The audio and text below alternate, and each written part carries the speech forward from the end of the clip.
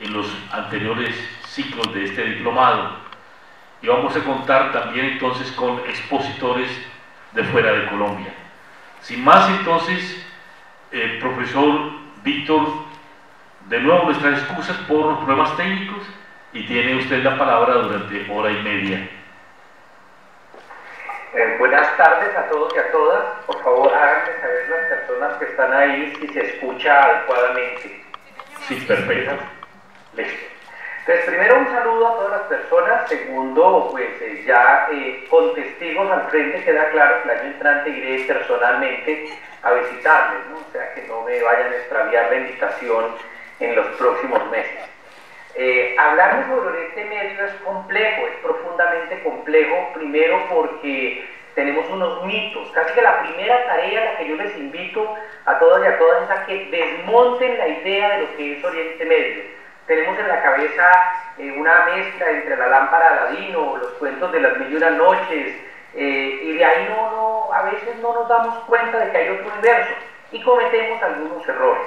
Uno de los errores más sentidos con el que empiezo mencionando es la convicción de que todos los árabes son musulmanes, que todos los musulmanes son árabes y que en Oriente Medio no hay sino este tipo de personas, con un agravante después del 11 de septiembre de 2001, y es que nos han hecho creer que además todos los árabes y musulmanes son terroristas. Entonces, empecemos en orden. Yo sé que las personas ahí recuerdan un poco la geografía de Oriente Medio, los que quieran echar mano en su tablet, en su celular de un mapa, no es necesario, pero recordemos que tenemos una configuración política. Esa configuración política nos lleva a pensar en el mapa de Siria, el mapa de Líbano, el mapa de Turquía, de Irán, de Jordania, de Arabia Saudita, de Yemen, de Palestina, de Israel. Ese es el mapa que nosotros tenemos. Y ese es el primer error. ¿Por qué? Ahora voy a explicar por qué se trata del primer error. Fíjense que cuando nos enseñan allá en la escuela primaria, América Latina, entonces nos enseñan a uno Venezuela, Ecuador, Bolivia, pues en general, con algunas excepciones, el venezolano se identifica como venezolano, como colombiano, el Ecuador como ecuatoriano, y no hay mucha tensión. Ahora, vayámonos de nuevo a Oriente Medio. Entonces, sí, hay gente que tiene su pasaporte con el pasaporte dice República Islámica de Irak, o dice República de Turquía, o dice Líbano, o dice Siria, hasta ahí no hay problema. Pero ese mapa conceptual de identidad política a través del Estado es incompleto. Pensemos por el momento en un segundo mapa. Quienes estén mirando en este momento un mapa, me entenderán. Pensemos que toda la parte de Irán, la buena parte de Irán, la mayoría del territorio de lo que hoy se conoce como Irán, son persas. Entonces no es solo su definición como iraníes, sino que además se identifican culturalmente como persas. Si ustedes miran la parte, sobre todo occidental, central occidental y norte de Turquía, van a ver que toda esa zona corresponde a la cultura turca, pero no todos los que están en Turquía son turcos. Luego van a ver ustedes una parte de algunos brotes en Siria, en Irak, donde hay armenios, donde hay turmecos, donde hay uzbecos incluso, y vamos a ver ahí un territorio que es muy curioso, que es el occidente de Irak, el sur de Turquía, el norte de Irak y el norte de Siria, que es el Kurdistán. Entonces hay kurdos también. Entonces, ya he mencionado que hay unos persas, he mencionado que hay una cultura turca, he mencionado que hay una cultura kurda, y tenemos prácticamente desde Irak hacia el occidente hasta Egipto una cultura árabe. Eso quiere decir que a veces hay conflictos que en Oriente Medio se explican más por la razón cultural que por la razón política. Es decir, yo puedo ser kurdo y tener pasaporte iraquí, pero lo que me mueve no es el pasaporte iraquí, es la cultura kurda. La guerra de los kurdos en Siria no lo define el ser sirio, sino el ser kurdo. Es como si en Colombia pensamos por un momento, pregúntenle ustedes a un guayú si eres colombiano o venezolano, y le va a contestar, no, yo soy guayú. Con los kurdos pasa lo mismo. Antes de ser iraquíes, turcos, iraníes o sirios, son kurdos. Es decir, la participación de Kurdistán en la guerra de Siria, o en las tensiones de Irak, o en la construcción de Turquía, o en esa cantidad de agrupaciones que conforman Irán, tiene que verse desde su postura kurda. Entonces renunciemos, dése cuenta que estamos rompiendo 4 países donde donde la realidad del Estado como tal no tiene ninguna funcionalidad para explicar conflictos. De hecho, las teorías de relaciones internacionales que se basan en el Estado como el actor principal fracasan en el Oriente Medio, porque en el Oriente Medio el Estado no es el actor principal.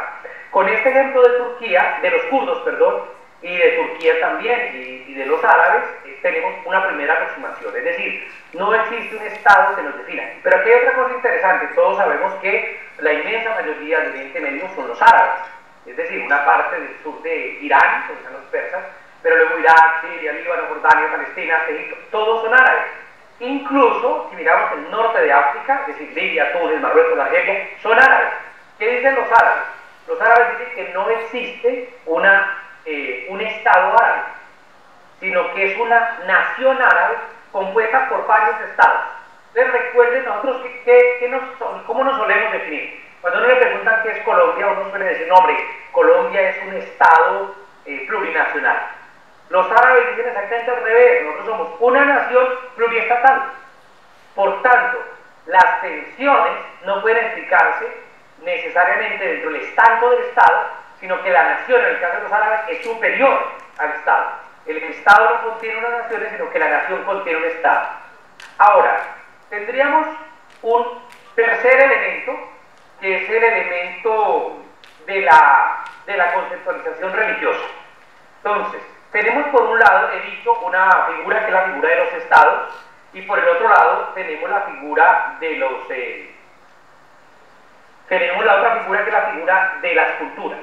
Quiero saltar ahora a otra variable para entender Oriente Medio, que es la variable de la religión.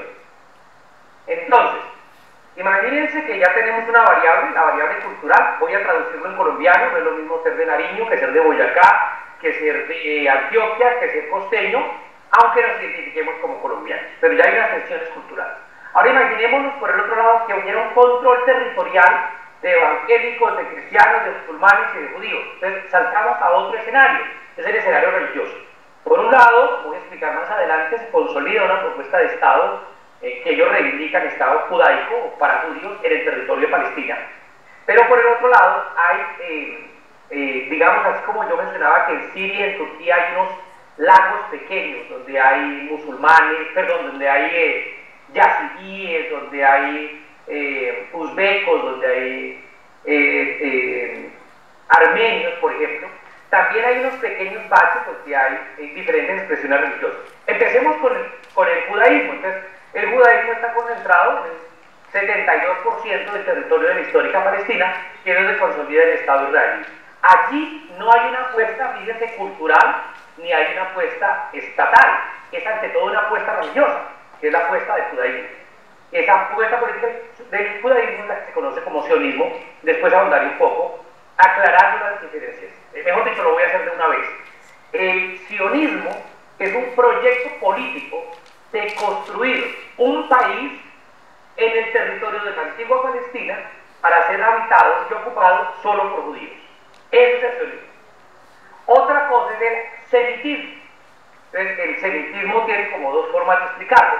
Por un lado tenemos, la palabra semita viene de Sem, que es uno de los hijos de Noé. Todos nos acordamos en la Biblia que Noé tiene 3 hijos, Sem, Cam y Jafet. Bueno, los descendientes de Sem serían los semitas. Pero esa es la historia bíblica. Dejémosla aparte y hablemos ahora de los componentes lingüísticos. Hay 3 lenguas semitas: el hebreo, los que hablaban históricamente los judíos; el arameo, que era la lengua de Jesús. De hecho, todavía hay 2 pueblos de Siria y una población pequeña en una aldea en Hatay, que es Turquía, donde todavía se habla arameo. Y el árabe. El árabe es una lengua semita. ¿Qué significa ser antisemita? Ser antisemita, en estricto senso, académicamente hablando, significa que yo persiga a alguien porque habla lengua hebrea, aramea y árabe. Eso es ser antisemita. Yo, como soy un convencido de los derechos humanos, no soy antisemita. Además, soy pro-palestino, defiendo a los árabes. Ahora, es muy diferente a ser antisionista.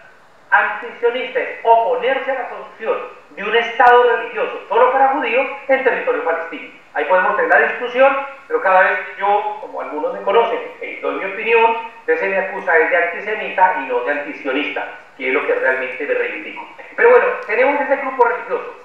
Luego tenemos unos cristianos. Esos cristianos, por ejemplo, son el 10% de la población en Egipto, son coptos. Y ha habido tensiones entre cristianos coptos de Egipto con musulmanes en Egipto. Fíjense que ahí no pesa ni la condición árabe porque ambos son árabes, ni el pasaporte porque ambos son egipcios, tienen el mismo pasaporte. Ahí lo que pesa en esas tensiones, que no son un conflicto armado, son tensiones de orden religioso. Vayámonos al Líbano. Líbano, la mitad norte del Líbano es fundamentalmente cristiano y la mitad del sur es fundamentalmente musulmán. En el norte están los cristianos, especialmente un grupo que se llama los cristianos maronitas, que tuvieron milicias y organizaron guerrillas urbanas y eso. En el sur hay musulmanes, pero hay musulmanes de diferente orden. Entonces allí también hay cristianos. En Irak hasta hace unos 15 años más o menos se calculaba que había 1,5 millones de cristianos. La última vez que yo estuve en Irak, que fue en el 2015, se hablaba de que solamente quedaban 300.000 cristianos en Irak, porque la guerra los ha ido desplazando. En el caso de, bueno, los cristianos, pues ya explicaba yo, ahora en Siria encuentran cristianos ortodoxos, de aquellos que miran a la iglesia ortodoxa de Rusia, hay cristianos que siguen al Vaticano, había comunidades jesuitas, es decir, hay un salpicado de cristianos en Oriente Medio. He mencionado a los judíos y he mencionado a los cristianos. Pero hay otra religión que es la más numerosa en Oriente Medio, que es el Islam. ¿Qué es importante? ¿Qué significa el Islam? De aquí nos daría espero que sea un buen tema para un nuevo diplomado donde me inviten. ¿Qué es Islam? Islam significa sometimiento a Alá. Por favor, Alá es igual que Dios. Nadie dice que el Dios de los estadounidenses sea God. Entonces no digamos que Alá es el Dios de los musulmanes y que Dios es el Dios de los cristianos. Dios tampoco es el Dios de los franceses. Entonces no cometamos ese tipo de errores porque no nos ayuda a entender. El Dios de los cristianos, el Dios de los musulmanes y el Dios de los judíos es el Dios de Abraham, es el mismo igualito para todos. Que uno le diga Jehová o Yahvé o Dios o Alá no cambia absolutamente para nada la naturaleza abrahamánica de esta concepción. Entonces a partir de Abraham descienden las tres religiones. Los musulmanes son descendientes también de esto, y aquí es importante, cuando se dice Islam, se está diciendo sometimiento, y que es un musulmán. Musulmán es el que se somete a Alá, es decir, el que se somete a Dios. Hasta ahí no tiene ninguna diferencia con cualquier otra religión que coherentemente pues uno se sometería al Dios que corresponda, o al Dios que considere en su momento dado. Esto llama la atención. Los libros sagrados. Fíjense ustedes que el primer libro es el libro sagrado de los judíos, que es la Torá. Uno de los componentes son los 5 primeros libros de la Biblia. Génesis, Éxodo, Deuteronomio, Levítico y Número son la base del judaísmo. ¿Qué hacen los cristianos? Escriben un Nuevo Testamento, pero adoptan un profeta. Y ese profeta es Jesús. Los judíos no aceptan a Jesús, ni el mandato de Jesús, y están esperando el profeta. Por eso los judíos están en el año 5000 y pico. Los cristianos van en el año 2018, porque cuentan a partir de cuando llegó su profeta. Ahora, 600 y pico, 622 años después de Jesús, en Oriente Medio también, todos los han aparecido en Oriente Medio, aparece una nueva religión que es creada por Mohammed. En Colombia utilizamos la figura de Mahoma, que es tomado del turco, que lo volvieron al volver en turco, la palabra Mohammed quedó convertido en Mahoma, y aquí decimos Mahoma, pero eso no, lo correcto es decir Mohammed. Y Mohammed es el profeta de los musulmanes.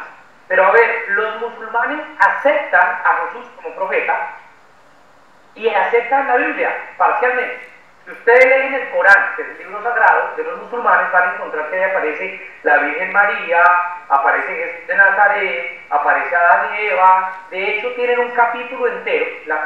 El Corán no se divide en libros, sino en capítulos, que se llaman suras. Tienen una sura entera dedicada solo a la Virgen María.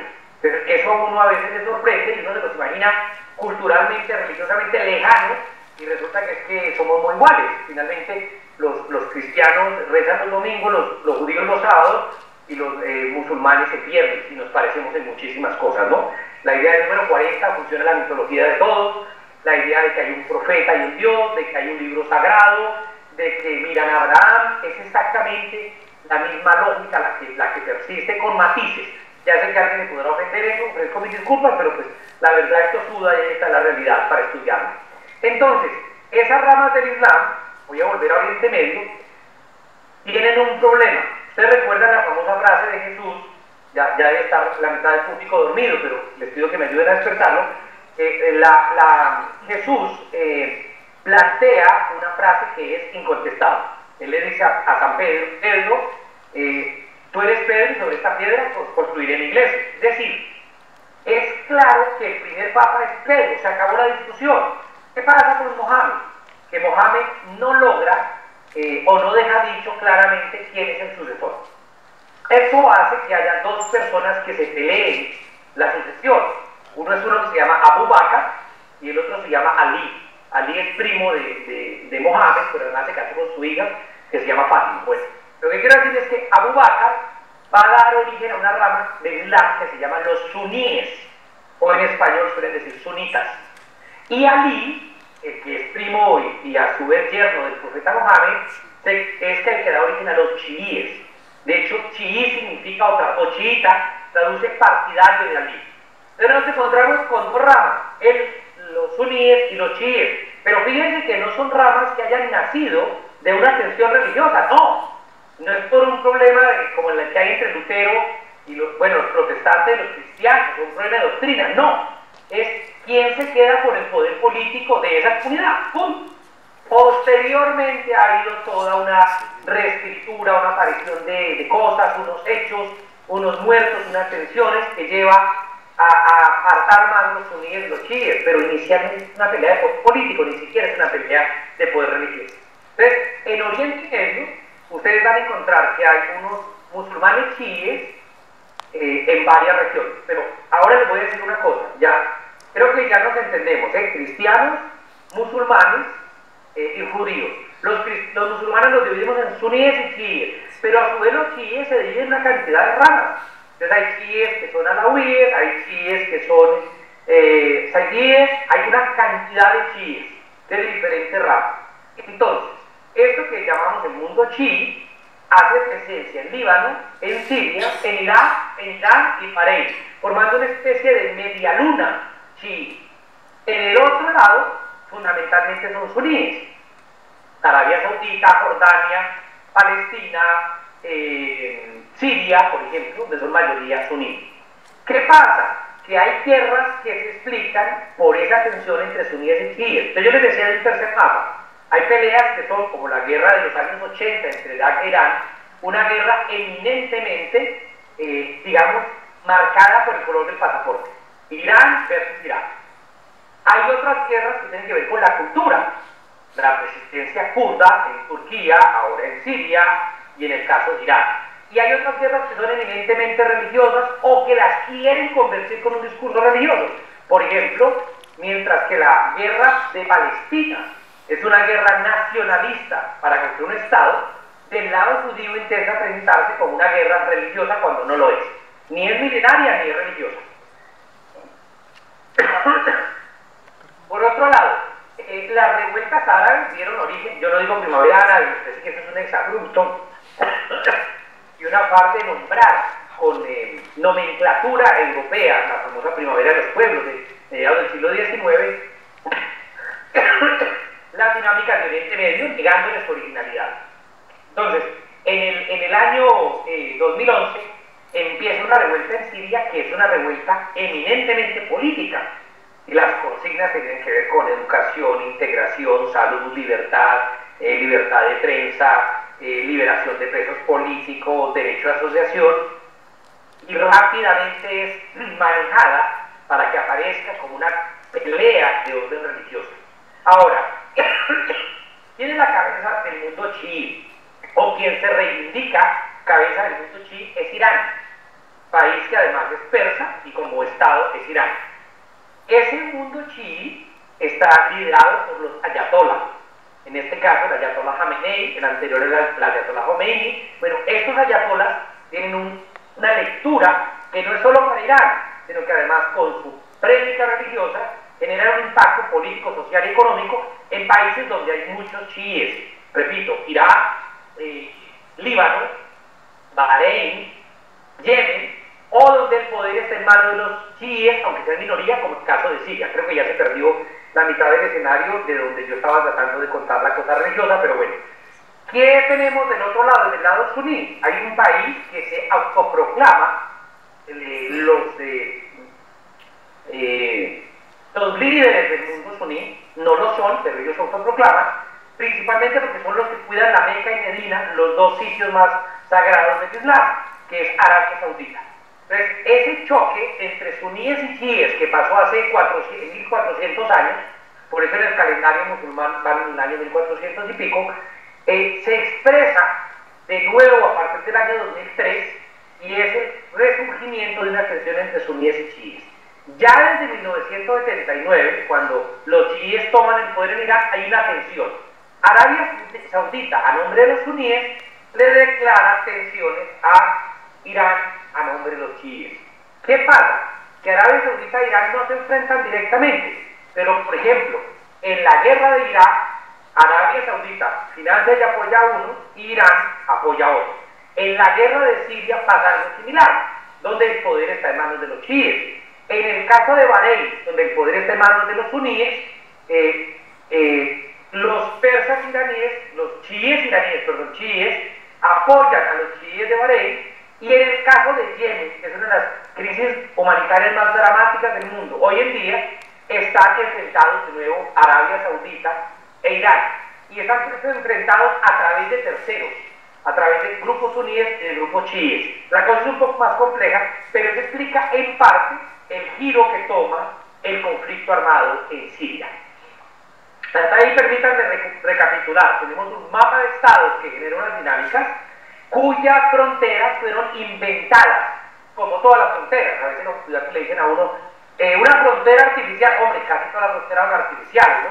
O un país artificial, pues que yo sepa, no hay ningún país que sea natural, ¿no? Ninguna frontera es natural. Alguien decidió adaptar una colina o un río y volverlo una frontera. Bueno, a partir de eso, entonces, les pido tengan en cuenta, hay un mapa político que explica algunas tensiones entre Turquía y Siria, porque hay unas disputas, especialmente en la zona de Hatay. El problema de la construcción de Palestina tiene que ver con una propuesta de Estado, la construcción de Israel tiene que ver con un debate de la propuesta de Estado, pero devolvámonos un poco. En el año, ustedes recuerdan que de 2014 de 1914 a 1918 fue la Primera Guerra Mundial. En esa Primera Guerra Mundial, todo lo que hoy conocemos como Oriente Medio estaba bajo una figura política administrativa que era el Imperio Otomano. Ese Imperio Otomano se alió con los alemanes y al perder la Primera Guerra Mundial quedó disuelto, quedó resquebrajado. Antes del fin de la Primera Guerra, exactamente en la mitad, en el año 1916, los ingleses y los franceses se juntaron y se repartieron Oriente Medio. Yo creo que todos los que me están viendo y oyendo, recordemos el mapa de África. Es un mapa con fronteras hechas con una escuadra, ¿no? O sea, alguien llegó y rayó de manera como si fuera un crucigrama, ¿cierto? De manera recta, y separó pueblos, por ejemplo, separó los Tuareg, los partidos de diferentes países. Bueno, es exactamente lo mismo que hace Inglaterra y Francia en 1916 con un pacto que se llama Sykes-Picot. Sykes era un señor de la corona inglesa, Picot del gobierno francés, y se repartieron Oriente Medio de la manera más vulgar que ustedes se imaginan, y se inventaron fronteras, se inventaron Jordania, se inventaron Arabia Saudita. Por ejemplo, al comienzo de la Primera Guerra Mundial, es decir, hace más de 100 años, no existía Irak. Nosotros creemos que Irak es legendario. No, era legendario, era así la ciudad de Uruk, la ciudad de Babilonia, Mosul. Claro, eso es... ahí nació la humanidad, ahí estuvieron los asirios, los babilonios, los caldeos, pero eso no significa que hubiera un estado llamado Irak. Al contrario, esa construcción de estado, que es el primer punto, sigo parado en el primer mapa, genera muchísimos problemas. Ubiquémonos por un momento en Irak. Irak estaba compuesto por 3 provincias, se dice en árabe wilaya, o distritos, y esas 3 provincias tenían unas características. La del norte eran suníes kurdos, la del centro eran suníes árabes, ya tenemos una tensión kurdo-árabe, y la del sur eran chiíes árabes. Ya tenemos otra tensión que es suníes chiíes. ¿Qué es lo que hace Saddam Hussein? Saddam Hussein lo que hace mediante un método autoritario controlar estas tres distritos o provincias. Y ese manejo que le da su manejo a través de la violencia y del autoritarismo. Eso explica la represión de los kurdos en el norte, hay una tensión cultural, y la represión a los chiíes en el sur, hay una tensión religiosa. Y Saddam Hussein se constituye como el gran hacedor de la segunda fase de lo que es Irak. Si bien Irak es creado en los 1910, en esa década se consolida, luego viene a consolidarse una fase de modernización con Saddam Hussein. Pero ¿cuál es el grave problema? Que cuando es removido por Estados Unidos mediante una ocupación ilegal por demás, ponen al gobierno a los kurdos y a los chiíes.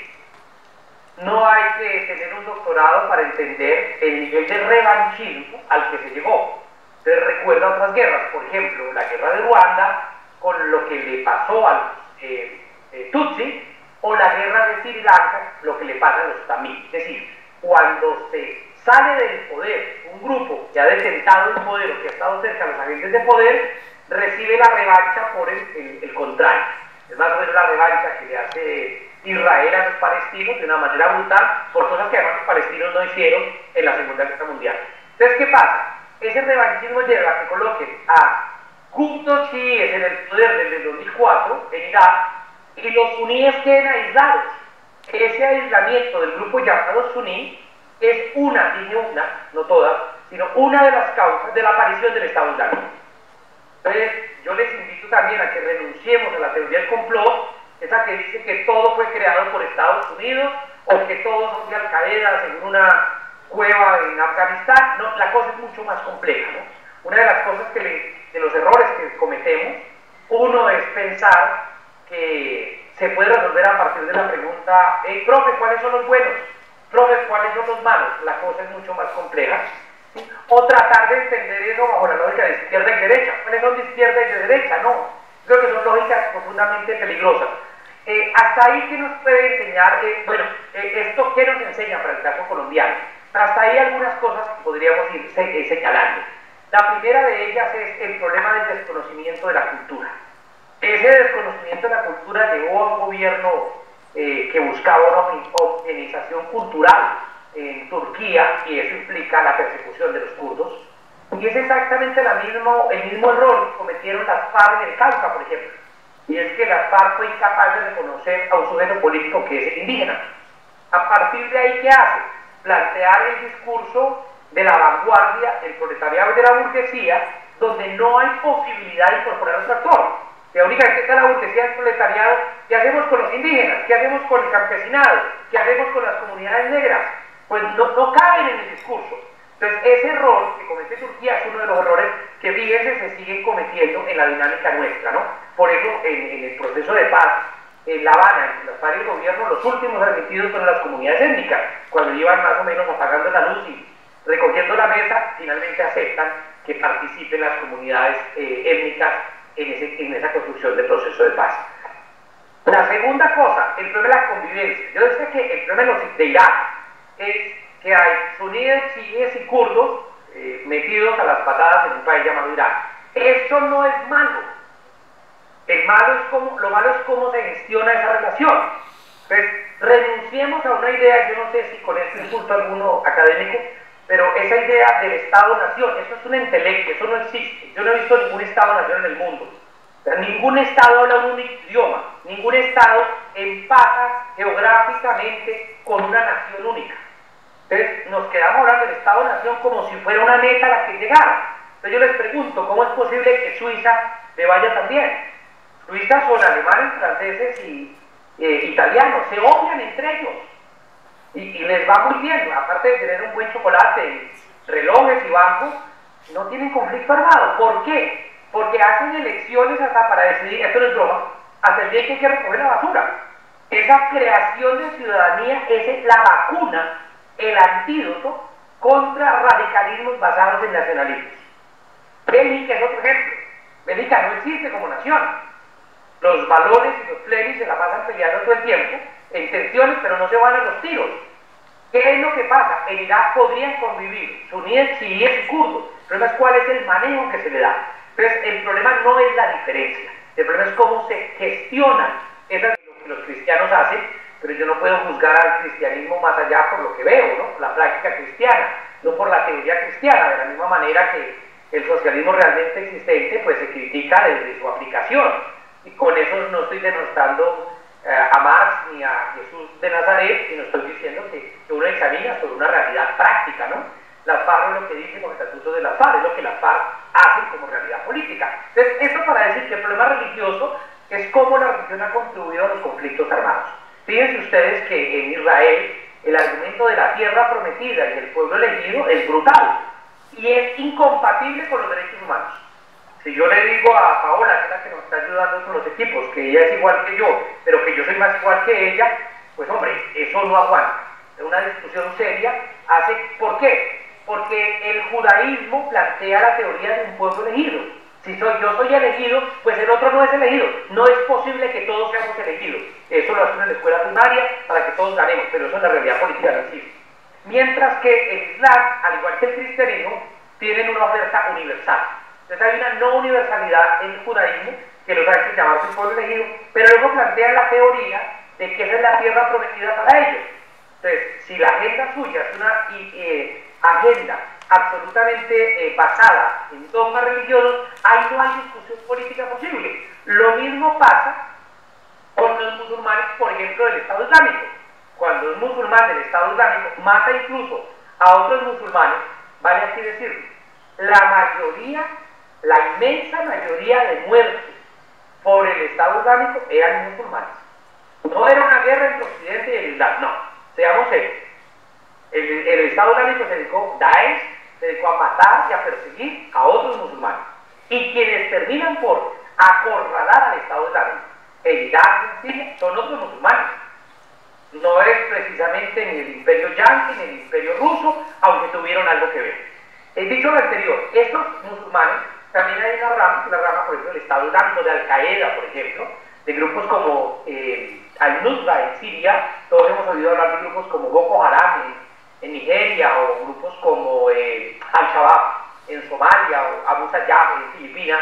Son grupos profundamente radicales, donde ellos se plantean y ponen el Corán por medio de la violencia. Yo les comento, yo he encontrado en 6 partes del Corán donde está prohibido imponer la fe religiosa por medio de la violencia.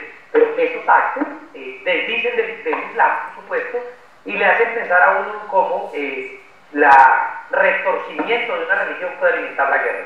Frente al cristianismo, pues todos recordamos lo que son las cruzadas, por ejemplo, la Santa Inquisición, pero hay otras historias bien interesantes, 2 que voy a mencionar. Una es lo relacionado con el budismo. Entonces aquí creemos que el budismo es paz y amor, lo que yo vi en Birmania, en Sri Lanka menos, pero en Birmania muy marcado, es que los grupos paramilitares de allá que se dedican a perseguir a una comunidad que se llama los Rohingya son budistas. Entonces tenemos la idea de que el budismo es paz y amor, pues yo lo que he visto allí no es eso. Y un último ejemplo es el del hinduismo, la religión predominante en la India. De hecho, los que viven en la India son indios. La palabra hindú es para los que profesan la religión hindú. Bueno, dentro del hinduismo hay una idea que es la idea de castas. Y aquí volvemos a caer en mi crítica al sionismo, y es creer que hay unos superiores y unos inferiores. Si yo creo en el sistema de castas, eso niega por completo la ciudadanía. El problema es que el modelo político de la India, el modelo local de poder, está sustentado en las castas. Los partidos locales mantienen lo regional y lo regional mantiene lo nacional. Si se desmembra, si se derrumba la base de las castas, se derrumba todo el poder político. ¿Cuál es la gran crítica a Gandhi? Sí, Gandhi fue muy pacifista y logró tomar una distancia muy grande del imperio inglés, y eso es plausible, pero de ninguna manera quiere decir que haya logrado cuestionar el sistema socioeconómico de las castas. Por tanto, estamos frente a una paz profundamente incompleta, porque finalmente, por ejemplo, un intocable de estos de la India, pues ¿cuál es la diferencia entre que muera aplastado o viva sometido por un compatriota indio o por alguien del régimen inglés? Yo no veo la mayor diferencia. Entonces, un ejemplo interesante. Ahora, en el caso de Sudáfrica también hay que tenerlo en cuenta. Fíjense que en Sudáfrica Nelson Mandela logra de una manera muy inteligente romper un modelo de apartheid cultural, pero no logra romper el apartheid económico. Entonces pasamos de una apartheid de negros a una apartheid de pobres. Y vean ustedes los índices el gap, la brecha en el índice de Gini en Sudáfrica es una de las mayores del mundo. Pero bueno, volvamos a Oriente Medio. Entonces, aquí la religión juega un papel, pero como he mencionado en algunos casos, uno empieza a dudar de las posibilidades de la religión en el caso de Oriente Medio, cómo alimenta. Ahora, que se pueden aportar, claro, hay ejemplos donde el judaísmo puede aportar, y de hecho hay algunos grupos minoritarios que tratan de aportar a la paz desde el judaísmo, también lo han hecho los cristianos, también lo han hecho algunos musulmanes, incluso hay algunas ideas que para mí lo reconozco, me resulta difícil de procesar, como la idea de un feminismo islámico, eso lo han planteado con mucha seriedad algunas autoridades académicas, pero pues yo tengo algunas, digamos, tengo dificultades para acercarme a algunas categorías, ¿no? Pero bueno, volviendo al tema inicial, es un mapa que configura de otra manera entonces la geografía. ¿Qué es lo importante para el caso colombiano? Es si reivindicamos o no una ciudadanía laica o no. Cuando tenemos a la embajadora Vivian Morales en Francia, cuando tenemos un partido el embajador de la OEA, cuyo paso por la Procuraduría estuvo marcado, porque los funcionarios, esto lo digo porque lo vi, los funcionarios estaban prácticamente obligados a cargar la imagen de la Virgen del Carmen y ir a misa cuando había que hacerlo. Pues el problema no es simbólico, el problema es que eso lleva a una negación de derechos. Por eso toda la diatriba del uribismo, por ejemplo, desde una lógica católica extremista no laica que niega los principios constitucionales de libertad religiosa, de luchar contra el aborto, de luchar contra el matrimonio homosexual, de luchar contra una cantidad de cosas que ya habíamos ganado como sociedad laica. Entonces, estos retrocesos que estamos viviendo ahora tienen que ver con una conceptualización religiosa, y es, si somos creyentes, somos ciudadanos. Si nuestra relación con el Estado está dada en cuanto creyentes, estamos dados en cuanto ciudadanos. Un ejemplo de alguna, por ejemplo, en Arabia Saudita, ¿no? En Arabia Saudita la Sharia, es decir, la ley islámica basada en el Corán, es mucho más importante que el Código Penal. Sí, en últimas, lo dije de manera gráfica, pedagógica, espero que ningún exegeta ahora vaya en contra mía, pero lo que quiero decir es que la base conceptual del Código Penal y de la Constitución de Arabia Saudita es el Corán. De hecho, cuando fracasan las revueltas árabes, que no son más que un intento real, democrático, de buscar inclusión social, yo cubrí como periodista las revueltas en Siria, en Jordania, en Túnez, en Egipto, y puedo dar fe de algunos debates a los que me hablé al respecto, mientras hay una propuesta democrática que fracasa en buena parte porque Occidente, o eso que llamamos Occidente, Europa y Estados Unidos, no apoyaron ni entendieron ni les interesaba un momento democrático en Oriente Medio. Al fracasar la democracia, ¿qué sucede? Que hay un nuevo auge de un islamismo radical. Ese radicalismo islamista está basado en la famosa, lo que llaman la mano de Rab al-Hawiyya, que es una plaza allí en Cairo, donde hubo una masacre, que son estos 4 dedos, significando el primero, no hay más Dios que Alá, Mohammed es su profeta, tercero, el Corán es la constitución, y cuarto, el Islam es la solución. Cuando uno plantea un modelo de esa naturaleza, ¿sí?, donde yo estoy dispuesto a morir por el Islam, regreso a una alternativa donde la resolución de conflictos ya no prima, ya no me interesa discutir con los dos proveedores que están en la mesa puntos de acuerdo, sino que yo soy el poseedor de la verdad. Ese dogmatismo no es solamente una expresión religiosa que se observa en algunas de las guerras de Oriente Medio.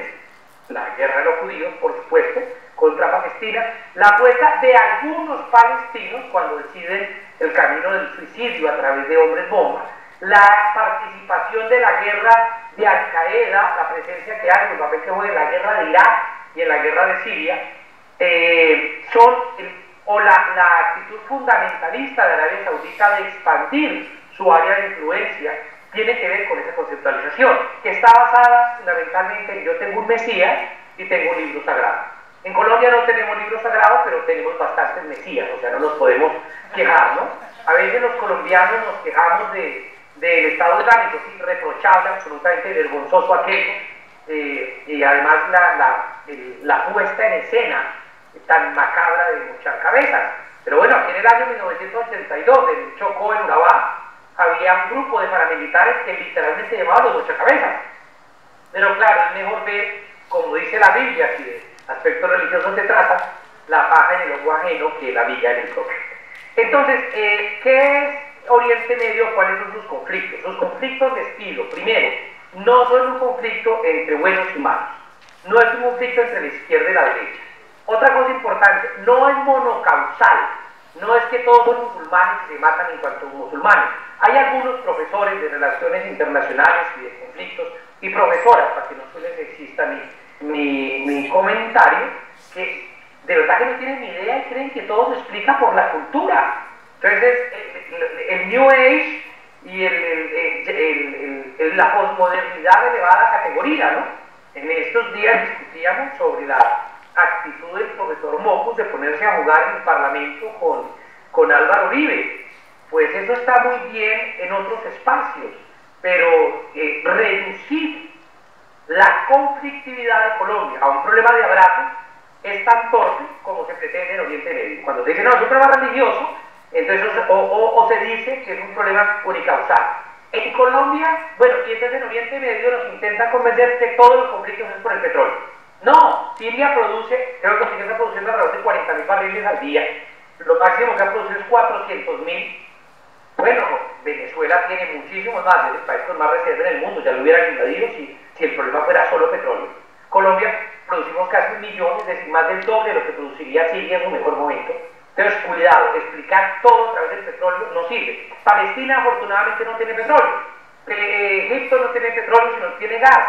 Entonces, ahí hay que discutir. Ese afán de hacer una explicación monocausal, porque todos son musulmanes, o porque todos son árabes, cosa que no es cierto, o todos por petróleo, en Colombia la tenemos. Y es que, especialmente entre los jóvenes, ha hecho carrera de que todo el problema del conflicto armado en Colombia es por el narcotráfico. Conflicto armado, la relación entre conflicto armado y narcotráfico en Colombia es cierta, pero reducirla solo a una causa, pues es desconocer que aquí hubo conflicto armado mucho antes de que naciera Pablo Escobar. Entonces ese afán de explicar todo, de volver a latar un cartel y querer volver a leer un cartel para entender eso de una manera simplista, es alguna de las enseñanzas que nos dejan los conflictos en Oriente Medio. Con eso creo que ya hemos mostrado un poco las tensiones políticas, en el caso de los estados, y allí aparece una cosa bien interesante, volviendo a las tensiones políticas. La amenaza o la promesa de la modernidad es un estado social de derecho. La gente suele decir lo siguiente, no, es que los árabes tienen otra concepción, eso es mentira, como cuando suelen decir que los árabes no están preparados para la democracia. A ver, hombre, después del Brexit o de un país como el nuestro que votó por el no y no salió a votar contra la corrupción, no vayamos pues a decirnos que somos más preparados para la democracia que los árabes. Hay dos encuestas, una de 12.000 personas y otra de 52.000 personas, hechas en diferentes países del mundo árabe, donde se hizo la siguiente pregunta: ¿qué régimen prefiere? ¿Si monárquico, si dictatorial, si militar, si democrático? La inmensa mayoría, más del 90%, contestó que estaba a favor de un régimen democrático. Pero aquí vendría otra pregunta: ¿qué entienden por democracia? Esa pregunta se hizo y la inmensa mayoría contestó: para mí democracia es libertad de expresión, libertad de asociación, partidos políticos, derecho a la salud, derecho a la educación. Exactamente la misma concepción que hay en el mundo occidental. Entonces renunciemos por favor a la idea machacona de que es que los árabes son inferiores, no les reconocemos eso, y por eso están ahí. O la otra idea que es muy arrogante, la gente que nunca ha ido a Oriente Medio, está sentada en Bogotá, y entonces dice, no, eso es culpa del imperialismo yanqui. Y ellos, que no hablan árabe, que nunca han pisado Oriente Medio, que no han hecho estudios de la situación política, lo ven, pero creen que los sirios que están allí, 22 millones, que han puesto los muertos, que están en la guerra, que hablan árabe, conocen su cultura política y su historia, no se dan cuenta de que es una trampa del imperialismo yanqui. Yo invito a que seamos un poquito más respetuosos y menos arrogantes desde la academia, porque queremos explicar todo. Por ejemplo, alguna vez un profesor, de cuyo nombre no quiero acordarme, sostenía que las revueltas de Egipto eran fruto del movimiento sindical, que eran los obreros egipcios para la toma del poder. A ver, los sindicatos de Egipto eran sindicatos de bolsillo, y la revuelta del 2011 permitió la creación de sindicatos independientes. Es decir, es al revés. no es los sindicatos los que crean la revuelta la que crea sindicatos, pero el afán mamerto de ver burgueses y proletarios y todas las expresiones lo llevan a uno a decir cosas de esta naturaleza. Entonces el problema de la construcción del Estado tiene que ver con esa promesa del Estado social de derecho, es lo que peleaban millones de personas en las calles de Túnez, de Libia, de Egipto, de Siria, de Irak. Primera cosa. Segundo, en ese Estado, es un Estado moderno que fue durante la Guerra Fría, jugó más al lado de la Unión Soviética que al lado capitalista. ¿Para qué? No porque creyera en la igualdad, sino porque se utilizó de valores como el del partido único para generar unos modelos dictatoriales, caso de Irak, caso de Siria, caso de Egipto, y perseguir a la oposición. ¿Cuál es el problema? Y esto explica en parte las revueltas árabes. A partir del fracaso del socialismo realmente existente, los experimentos que ya había hecho el neoliberalismo en países como Chile, luego el consenso de Washington de 1990, permite hacer una propuesta económica muy grande sobre la administración de la polis, cómo administrar los países. En ese modelo de administración de países que plantea el Fondo Monetario Internacional y el Banco Mundial, como el profesor Joseph Stiglitz bien lo describe en sus libros, pues finalmente termina por imponerse un modelo de mercado libre, un modelo neoliberal. ¿Qué sucede en el mundo árabe? El mundo árabe es profundamente proteccionista. Algo hay que reconocerle al ex dictador Hafez al-Assad, el padre del actual presidente de Siria, o a Saddam Hussein, que estaba en Irak, o a Muammar al-Gaddafi en Libia, es que eran estados donde los servicios sociales de salud, de educación, estaban más o menos garantizados. Esa red social, esa política social, permitía aplacar cualquier tipo de revuelta.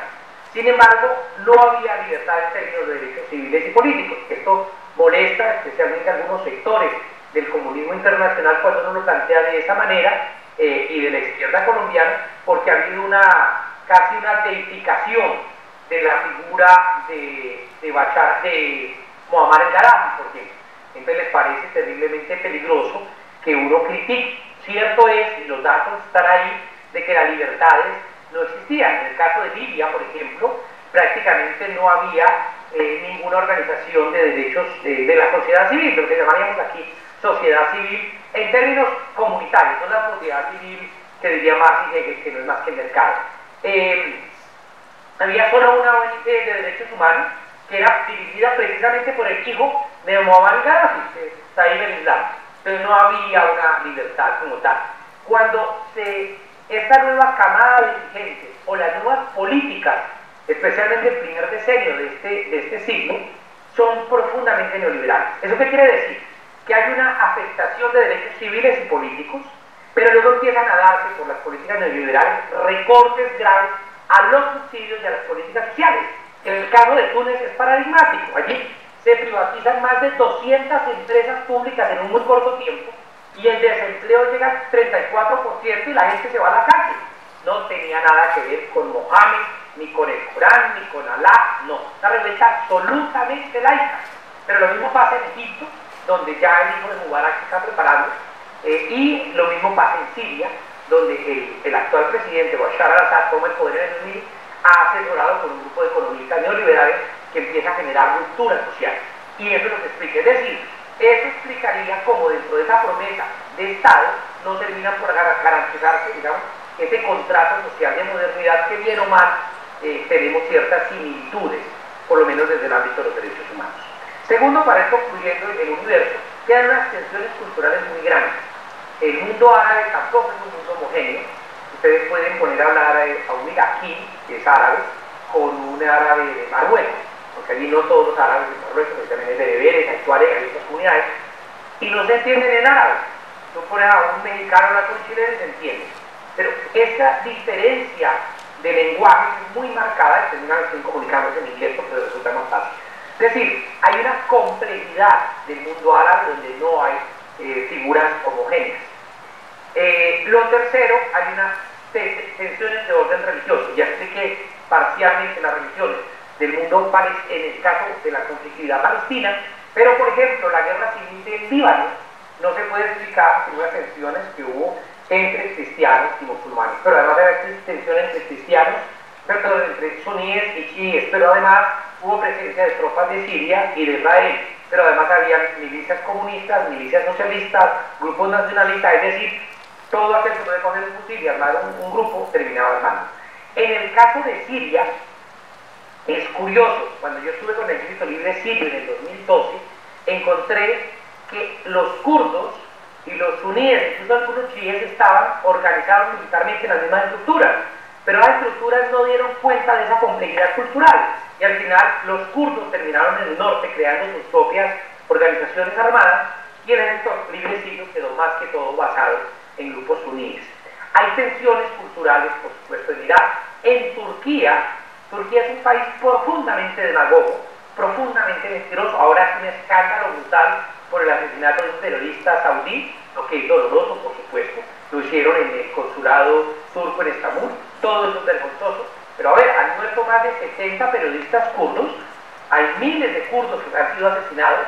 La libertad de expresión, el control a las redes sociales, a Twitter, la persecución en Facebook, por ejemplo, la persecución a profesores, es brutal. Entonces, no hablemos de la libertad de expresión, sino de los Arabia Saudita cuando eso no considera el territorio turco. Un dato interesante, hace 2 años y medio más o menos, yo llegué a los pocos días, hubo el intento de golpe militar en Turquía. Ustedes recuerdan que los militares se alzaron por 5ª vez, habían triunfado los otros 4 golpes militares, y este fracaso. Bueno, la caza de brujas fue terrible y muchos militares fueron destituidos, pero tengan en cuenta ese dato. Se destituyeron más profesores universitarios y de secundarios de militares. Tras la persecución al sector educativo y al conocimiento y a la laicidad fue brutal por parte del gobierno de Erdogan, que ha modificado la constitución, que fue primer ministro durante 2 periodos y ahora se dirigió como presidente. Ese afán kurdo de homogeneizar ha llevado, turco de homogeneizar ha llevado a una persecución brutal contra las comunidades kurdas. Entonces hay unas tensiones culturales que hay que tener en cuenta. Y finalmente, las tensiones del orden religioso. Les decía, la lectura del caso palestino, pero fíjense ustedes como una revuelta como la siria, que nace como una revuelta laica. Allí en Siria la mayoría de población es suní, pero quienes están en el poder son alawíes, es decir, de la rama del chiismo, para ser pragmáticos. Este sector del chiismo es apoyado por Irán. Los suníes que se oponen terminan siendo alimentados por Arabia Saudita. Entonces, les comentaba hace un año, en un campo de refugiados de Líbano, allí en Oriente Medio, le comentaba a uno de los que organizó las marchas en Siria, que rápidamente empieza a militarizarse la protesta siria, porque Arabia Saudita aprovecha y empieza a mandar armas sin que haya una tradición de lucha armada, sin que haya una tradición de mercado de armas, empiezan a llegar fusiles a las revueltas árabes, porque a Arabia Saudita le interesaba promoverla. Pero Arabia Saudita es la misma que reprime la revuelta árabe en el caso de Bahrein. Es decir, tampoco las revueltas como tal se puede tirar como, digamos, no ajena a ese ajedrez internacional. Hay un pecado grande, el pecado de no reconocer la dinámica local. En el caso de Irak, en el caso de Jordania, en el caso de Yemen, ustedes en el caso de Egipto, y especialmente en el caso de Siria. Siria es un país hoy en día descuadernado. De sus 22 millones de personas, hay 7 millones que son desplazados y 4 millones que son refugiados. Es decir, hoy más del 50% de la población siria está viviendo por fuera de su casa. Los expertos hablan de que se necesitaría más de 30 años para volver económicamente al estado previo a la guerra. Es decir, estamos realmente en una situación preocupante, pero seguimos sin entenderla y desconocemos que hay agenda local. Entonces, el discurso mediático y el discurso político de algunos compañeros de izquierda es decir, no, esto es el imperialismo. Entonces, como Bashar al-Assad habla más de Estados Unidos, es el bueno, y como Putin está ahí apoyándolo, Putin es como la reencarnación de Lenin, y a partir de ahí hacemos una lectura absolutamente simplista de Oriente Medio. Yo ya hablé como 50 minutos, les hago una propuesta, y es escuchar preguntas, reflexiones, generar un debate sobre estas cosas. Por supuesto, pido disculpas porque tratar de resumir cualquiera de los puntos, o Egipto, Líbano, Siria, o Irak, o el conflicto palestino, o el Islam, a 50 minutos es bastante atrevido de mi parte, pero pues con eso estoy haciendo lobby para que se me invite a unas nuevas jornadas allá en la Universidad de la Amazonía. Muy bien, profesor Víctor de Lugo. Excelente esta exposición que hemos escuchado en el día de hoy. La verdad, es tan complejo el escenario que nos ha descrito el profesor y tan rápida su presentación. Yo creo que todos vamos a tener que recurrir a volver a ver el video de la exposición y tomar nota en detalle de lo que ha planteado. Sin embargo, creo que deberíamos comenzar a pensar también en algunas lecciones para el caso colombiano. No sé si Juan Leo tiene algún comentario de entrada a la presentación. Yo quisiera notar algunas diferencias que similitudes con el caso que ha descrito el profesor y Colombia. Tal vez aquí, como él lo notó ya, el tema cultural, las diferencias entre la existencia de identidades étnicas fue también objeto en el conflicto de desconocimiento, de tratamiento violento.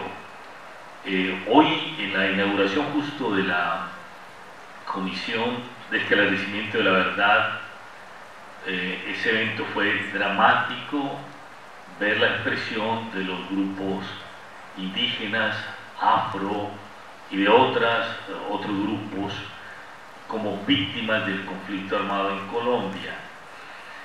Pero no hemos tenido ni un problema, digamos, regional, nacional, ni hemos tenido un problema religioso en el conflicto armado colombiano, en el sentido de lo que el profesor nos mostraba para el caso de Oriente Medio.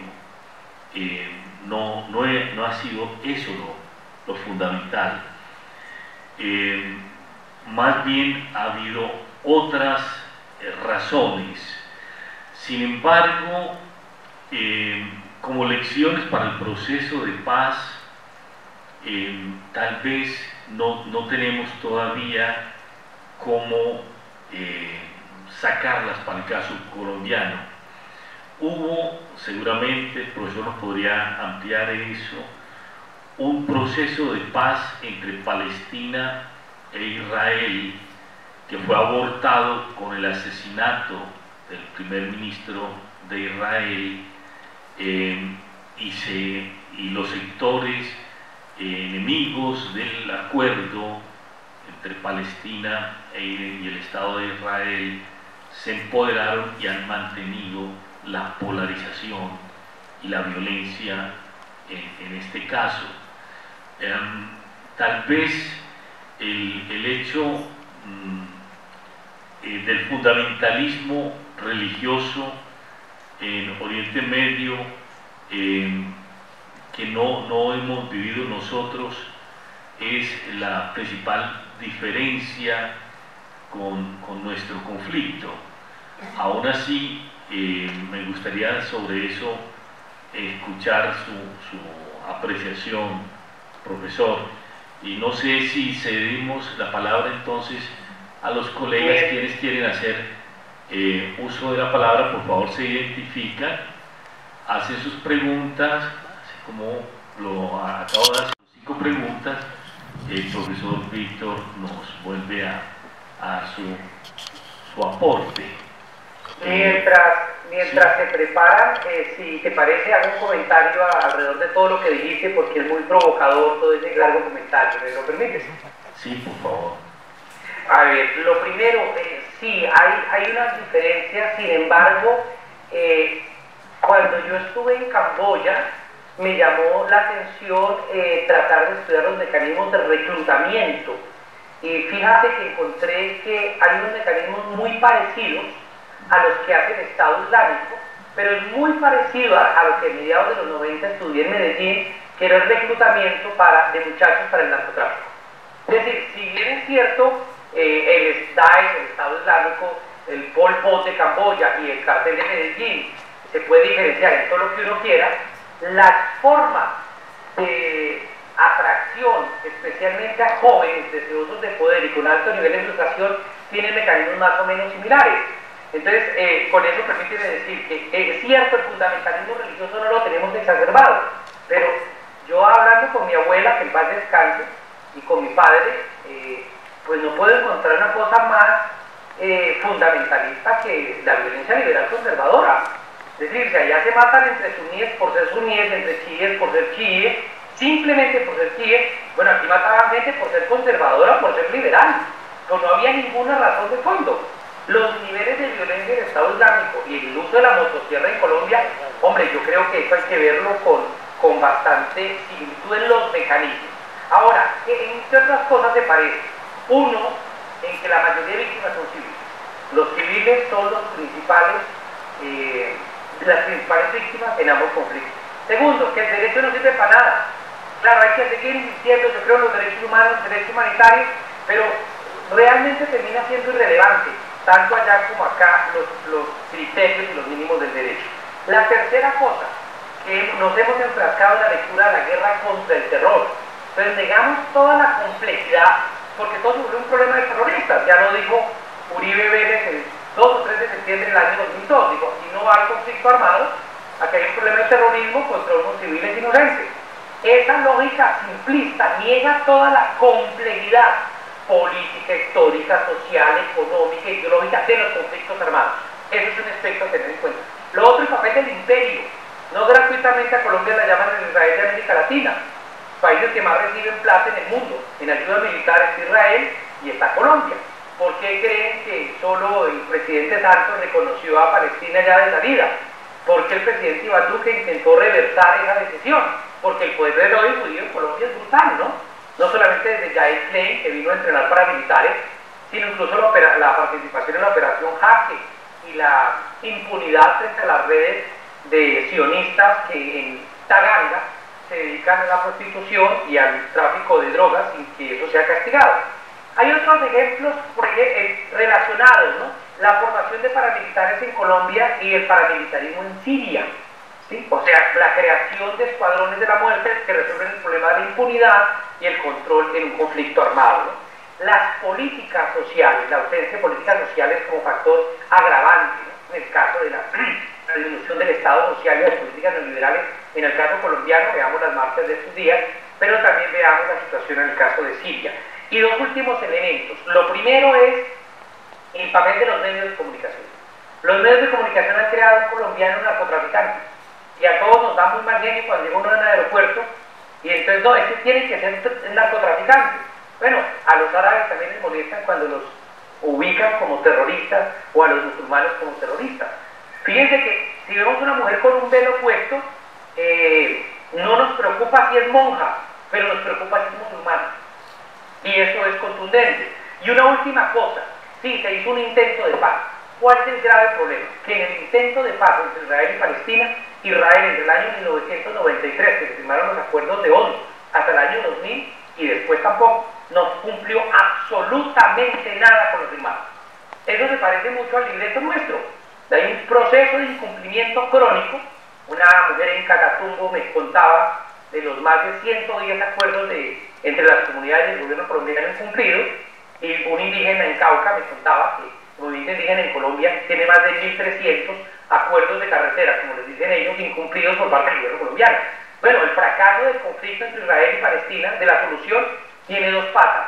La primera, que no se cumplió lo acordado, y lo segundo es que esa agenda de lo acordado, los acuerdos de Oslo, no apuntaba tampoco al conflicto. El conflicto no es religioso, ni histórico, ni militar. El conflicto es una ocupación militar. No lo digo yo, lo dicen decenas de resoluciones del Consejo de Seguridad de la Asamblea General de Naciones Unidas y lo dice la Corte Internacional de Justicia. Con cuatro patas: el territorio, los asentamientos, que no tengo tiempo para explicarlo, una violación al derecho internacional humanitario; Jerusalén, que no es la capital de Israel, sino que es una ciudad con estatuto internacional; y cuarto, los refugiados del 48.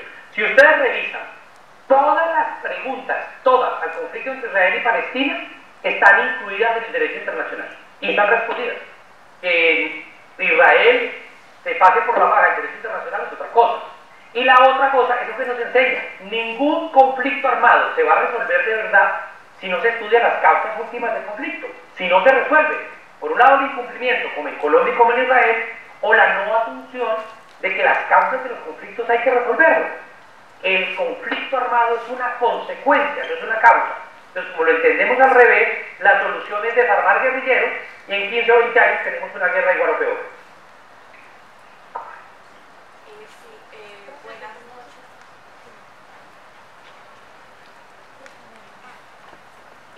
Buenas noches, profesor. Muchísimas gracias por su presentación.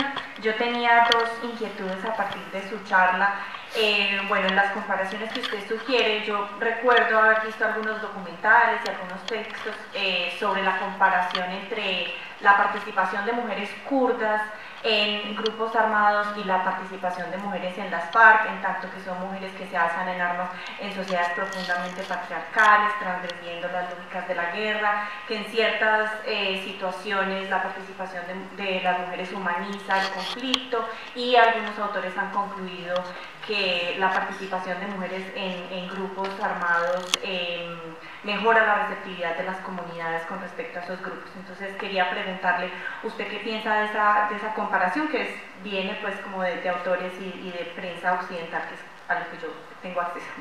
Y lo segundo que le quería preguntar es, cuando usted menciona el papel de las religiones en el marco del conflicto, pues me surgió la duda de usted cómo lee la participación de las iglesias evangélicas y la iglesia católica en Colombia en el marco pues del proceso de paz, un poco cómo se crean estas alianzas, cómo algunas iglesias evangélicas crean alianzas con los sectores opositores al proceso, y la iglesia católica pues si bien conserva como una posición tibia, de todas maneras continúa o mantiene pues ese lazo oficial con el gobierno, y se hace un poco del lado del acuerdo de paz. Bueno, frente a la primera pregunta, a ver, yo he conocido las discusiones sobre, a ver, empecemos en orden. Yo no soy pacifista, es decir, no me coloquen en la altura de los que niegan la resistencia kurda en Kobane, por ejemplo, o la resistencia palestina en Gaza. Es que eso no son bromas. ¿Cómo podemos condenar la resistencia militar frente al fascismo en la Segunda Guerra Mundial? A Hitler no se hubiera derrotado con marchas de paz y con flores, eso creo que no hubiera funcionado. Fue el Ejército Rojo finalmente, mediante el uso de la violencia, que lo derrumba. Es decir, yo no niego, no soy tampoco un amante de la guerra, por favor no me malinterpreten ahora, porque cada vez que uno dice algo lo editan, sale un fragmento y entonces dice que el profesor está invitando a tomar las armas. Lejos de mí. Pero volviendo a las kurdas, lo que a mí me llama la atención no es que las mujeres kurdas, al incorporarse a las milicias o al PKK, contribuyen a la democratización. No, es que la sociedad kurda ha tenido una mirada de género gracias a las mujeres que trasciende la lucha armada. Te doy un ejemplo. Yo estaba en el 2014 en Diyarbakir, y recuerdo que en esos días se dio todo el debate y después de unas elecciones municipales. Resulta que en 92 municipios ganaron las elecciones los kurdos. Entonces el debate empezó en si le damos 50 y 50%, famoso debate entre algunos grupos feministas, o si colocamos a las personas más capaces, sean hombres o mujeres. Y las kurdas dijeron, no, ese no es el debate. Hicieron una cosa muy bonita. Donde fue elegido un varón, nombraron una coalcaldesa. Donde fue elegida una mujer, nombraron un coalcalde.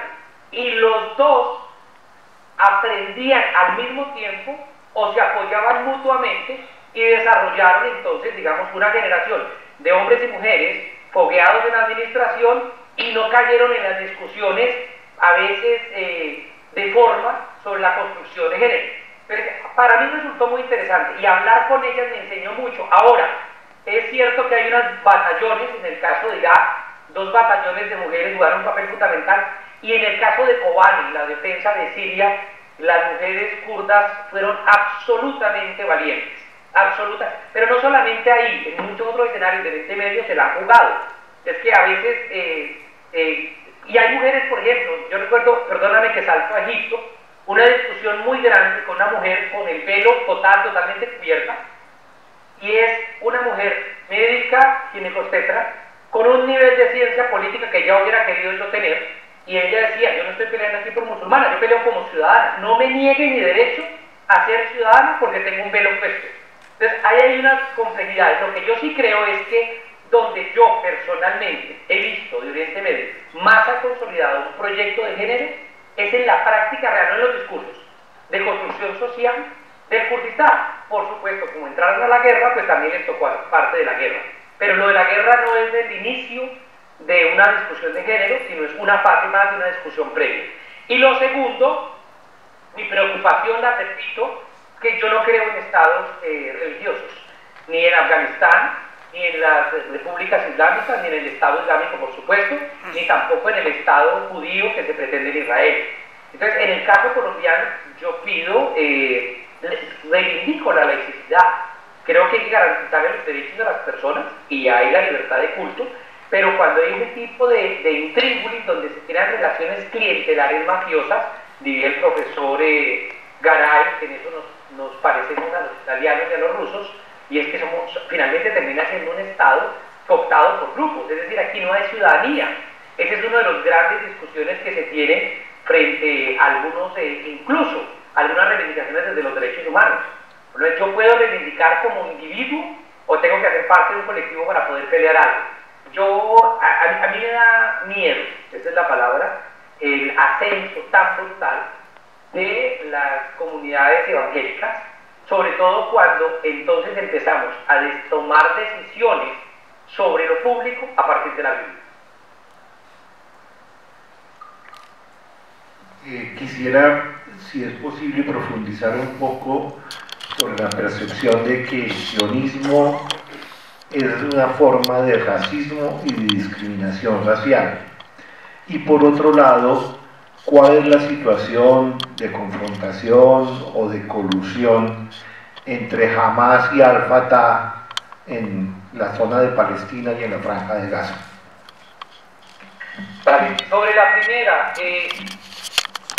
el proyecto sionista, es decir, crear un país solo para judíos en territorio israelí, de la histórica Palestina, no es milenario. Eso nació en 1896 con un libro de un autor que se conoce como Theodor Herzl, que es el libro de Jewish State, o en español sería el Estado Judío, y el Congreso de Basilea, que se hace el año inmediatamente siguiente, que es 1897.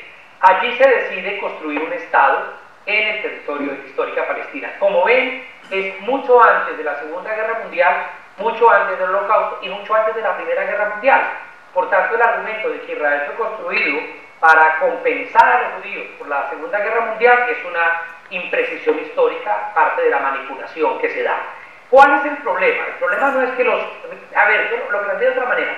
Cuando Bruno Bauer, ustedes recuerdan el texto de Bruno Bauer que se llama El Estado Judío, él comparte con Theodor Herzl más o menos la misma angustia, es decir, estamos frente a una persecución de los judíos. Esa persecución es real. Los judíos fueron perseguidos por Tito, fueron perseguidos por los zares, fueron perseguidos en las cruzadas, fueron perseguidos por todo el que usted quiera. Sí, eso es verdad. Lo que yo me separo es del tratamiento, y el tratamiento no puede ser crear un Estado solo para judíos. Como decía Jean-Paul Sartre, si no cito mal al autor, creo que era él quien decía, nada a los judíos en cuanto judíos, todos los judíos en cuanto ciudadanos. Esa propuesta de la modernidad que yo comparto, me parece que me sitúa en otro plano. Entonces, ¿cuál es el problema? Que lo que los judíos plantean no es un territorio, no es un Estado democrático. Lo que ellos plantean es un Estado donde no hay ciudadanía, sino hay creyentes. Si ustedes revisan, si tienen tiempo, hay un libro mío que se llama Palestina al Derecho, donde desarrollo con mayor detalle la discusión.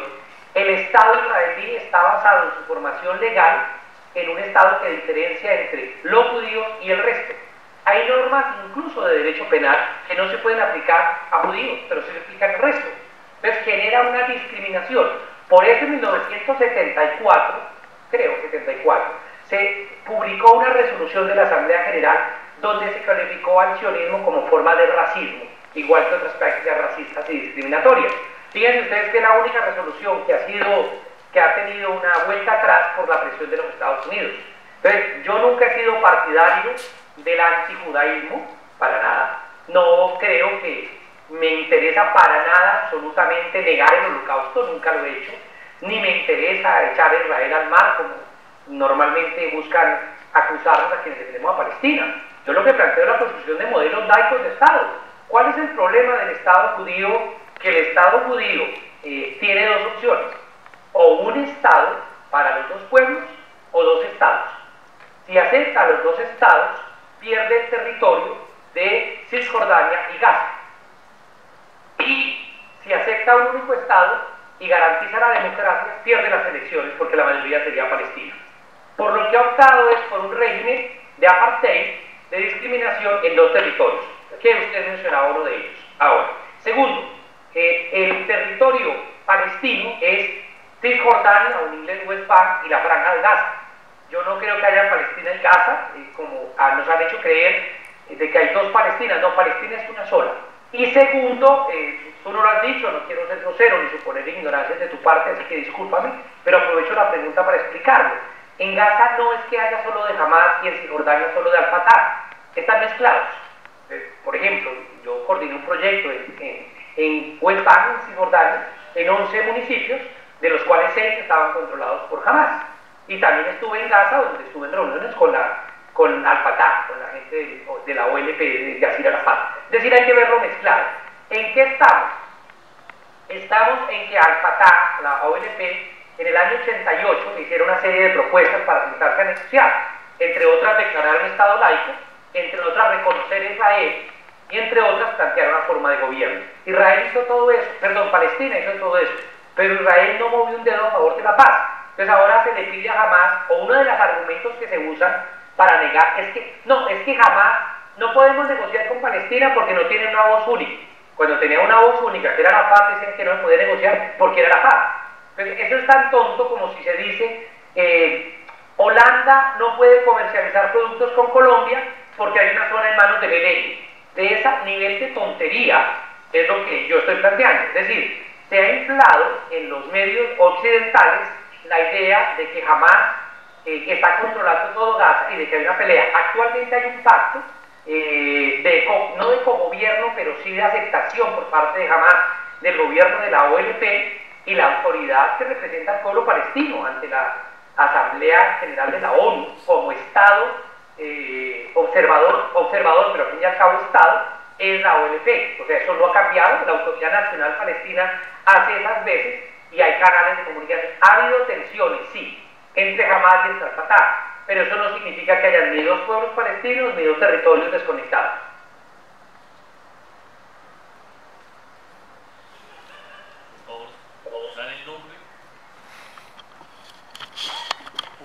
Buenas noches, profesor. Mi nombre es Mar del Barón, soy de Cadena Nacional. ¿Me escucha? Sí, perfectamente. Bueno, soy de Cadena Nacional y simplemente soy una aficionada a estos temas.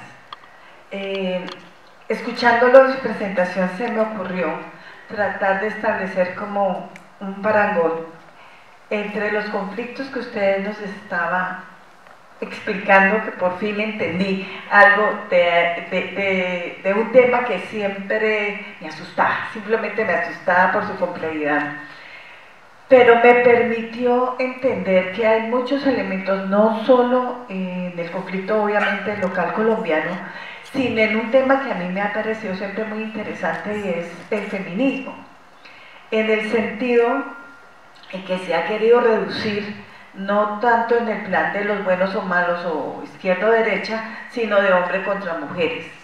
El planteamiento de lo que algunos autores hablan de la interseccionalidad, que nos permiten entender cómo el problema cultural, el problema racial, el problema religioso, la orientación sexual, la edad, la misma condición de clase, determinan unas realidades que hacen que con inequidad de género tenga expresiones locales tan diferentes, por decir algo, en La Guajira, las que podemos ver en Bogotá o las que vivimos aquí en el Caquetá.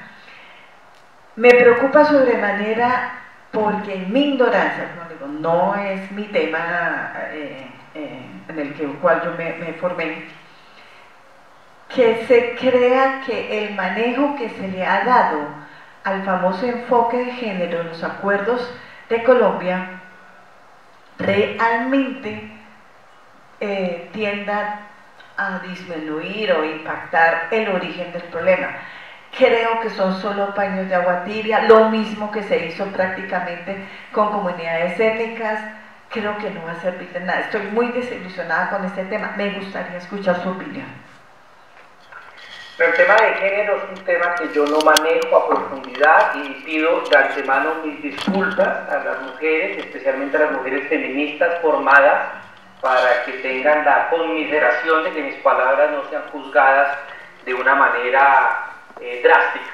Dos cosas. Yo hago énfasis en esta presentación en los temas de género, en los temas de etnia, en los temas de religión, porque hacen parte de la complejidad, pero les pido por favor no olviden que hay una variable muy grande que es la de pobres y ricos.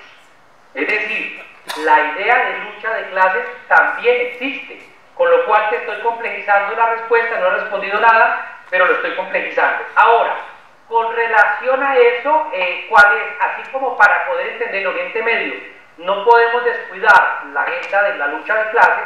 Para entender Colombia tampoco debemos descuidar las tensiones de género, de etnia o de identidades varias que hay en nuestro país. Frente a lo segundo, o frente al segundo punto que yo veo, que es el del enfoque de género ¿cómo se llama? En los acuerdos con las FARC. A mí me preocupa si el problema central tiene que ver solo con algo nominal, y les pido no me condenen ahora, porque no es mi afán reducir los aspectos de género a los y las. Este no es el debate. Pero déjenme les cuento un análisis que he hecho con algunas personas de Colombia. Fíjense que alguna vez se llegó a discutir sobre indígenas y servicio militar obligatorio. También apareció la discusión sobre comunidades negras y servicio militar obligatorio, o campesinado y servicio militar obligatorio. La pregunta mía es, en esos tres aspectos, ¿el enfoque diferencial tiene algún sentido? No. Yo creo que no podemos estarnos dividiendo donde hay que mantenernos unidos. Ahora, frente a algunas cosas, como el territorio de las comunidades negras o los debates de género, por supuesto que hay que mirarlo con otra lupa. Es decir, no para todo vale el enfoque diferencial, ni el enfoque diferencial resuelve todos los problemas. El problema central que tiene que ver, a mi juicio, con la formulación de los acuerdos de La Habana, es que yo veo una gran esquizofrenia entre la formulación y la firma, y por el otro lado la implementación. Entonces lo que yo veo es una promesa hecha por el Estado de implementar cosas, como sucedió con Guadalupe Salcedo, que le prometieron unas cosas y ya lo mataron, como le pasó con Carlos Pizarro, que firmaron unas cosas y ya lo mataron, Alfonso Cano también lo mataron, y entonces es muy complicado decirle ahora al ELN, venga que no es para eso, tranquilo que usted no tiene ningún problema, cuando lo que hemos visto es un gran incumplimiento por parte del gobierno. Yo no sé, y aquí te invito a que me ayudes a pensar si esta especulación tiene algún sentido, si un acuerdo de paz diferente hubiera producido un resultado diferente. Yo lo que creo es que las élites colombianas hubieran firmado cualquier cosa, porque de igual manera no piensan cumplir. De hecho, si uno revisa los acuerdos de paz de otros casos, hay acuerdos de paz de 4 páginas, hay acuerdos de paz de 10 páginas. Un informe de primero 297 o después de 310 páginas solo demuestra una cosa: la desconfianza de las FARC frente al gobierno era absoluta, y el gobierno no estaba dispuesto a cumplir ninguna de esas cosas. Cuando uno lee cuidadosamente los acuerdos, yo sé que muy pocos hemos hecho esa farragosa y a veces de una inútil labor, lo cierto es que ni el enfoque de género ni el enfoque étnico generaron el impacto. El problema es, ¿había algo más que se pudiera generar? ¿Por qué? Porque los acuerdos de paz, y con eso termino, no tienen nada que ver con lo ideal ni con lo justo. Yo he aprendido que el acuerdo de paz tiene que ver con el poder real. Es decir, si las FARC y el gobierno toman una decisión frente al género, frente a las etnias, o frente, pues los demás estamos de alguna manera supeditados a él. Ese no es el deber ser, ya lo entiendo. Les pido no me malinterpreten, pero la realidad es que los procesos de firma de un acuerdo se construyen sobre la base del poder real, y en este caso el Estado logró imponerle a las FARC, y la FARC tampoco estaba interesada por ciertos temas. Esa es mi opinión personal. Muchas gracias. Muy buenos días, mi nombre es Carlos Herrera, soy oficial de la Fuerza Aérea. Tenía una inquietud. Adicionalmente a los inicios de las diferencias religiosas, culturales que son visibles en los conflictos armados,